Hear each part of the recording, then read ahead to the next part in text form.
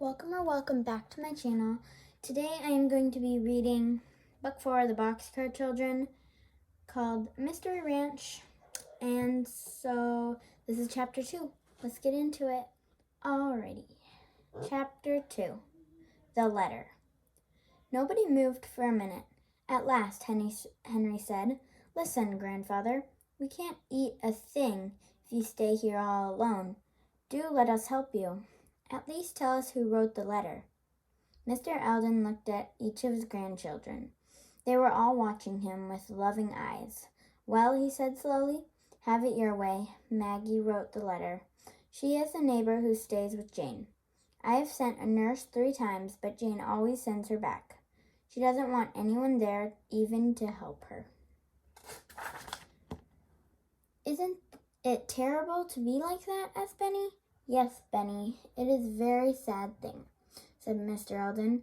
"Jane was always hard to get along with." "But what does Maggie say?" asked Henry. Mr. Eldon looked at his oldest grandson and pulled a letter out of his pocket. "Well, you may as well know the whole story," he said. "Here is her letter." He handed it to Henry. Benny cried, "Read it out loud, then we'll all know what it says." Henry looked at his grandfather. Mr. Eldon nodded. Henry began to read. "Dear Mr. Eldon, I am writing to tell you that I cannot stay any longer with your sister. I do not get enough to eat. Jane is very cross to me, and she has many strange ideas. Now she wants to see some of your grandchildren. She is not sick, but she stays in bed all the time. I won't leave her until you send someone else, but you must do something." For a minute, nobody said a word. Violet was leaning on the arm of her grandfather's chair. She looked at him and said, "I think I know a way to help Grandfather." Jessie began to laugh. "Violet, are you thinking what I'm thinking?" "I guess so," said Violet, smiling at her older sister. "I guess so too," cried Jessie. "Grandfather, Violet and I would like to take care of Aunt Jane." Mr. Eldon was quiet. "Please let us go, Grandfather," Violet begged. "My dear girl," said Mr. Eldon, "it isn't that I don't want you to go. I just wonder if Jane will be polite to you." Violet said, "We're not worried about that.